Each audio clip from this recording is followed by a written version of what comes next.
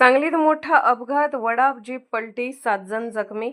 नांद्रे सांगली मार्गावरील नावरसवाडी येथील नवीन पुलाजवळ सोमवारी सकाळी एक धक्कादायक अपघात घडला. प्रवाशांनी भरलेली वडाप जीप अचानक पलटी होऊन 7 जण जखमी झाल्याची घटना समोर आली आहे. प्राथमिक माहितीनुसार जीप चालकाच्या बाजूचा दरवाजा अचानक निघाल्यामुळे चालकाचे वाहनावरील नियंत्रण सुटले. नियंत्रण सुटताच जीप थेट रस्त्यालगतच्या शेतात जाऊन पलटी झाली. सुदैवाने या अपघातात कोणतीही जीवितहानी झाली नसली तरी 7 जण जखमी झाले आहेत. जखमींमध्ये जास्मिन मोहम्मद शरीफ अथनीकर, निशा अशरफ राजपूर, सुषमा बाळू कांबळे, हनीफा युनुस बागवान आणि संजय संतोष भोरे यांचा समावेश आहे.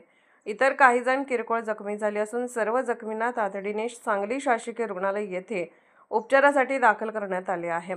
ही वडाप जीप चालक तेजस मारुती लोखंडे हा नांद्रेहून सांगलीकडे येत असताना नवीन पुलाजवळील वळणावर अपघात झाला. जीप शेतात पलटी झाल्याने मोठी जीवितहानी टळल्याचे प्रत्यक्षदर्शींनी सांगितले. या प्रकरणी सांगली ग्रामीण पोलीस ठाणे येथे चालकाविरुद्ध गुन्हा दाखल करण्यात आला असून पुढील तपास सुरू आहे.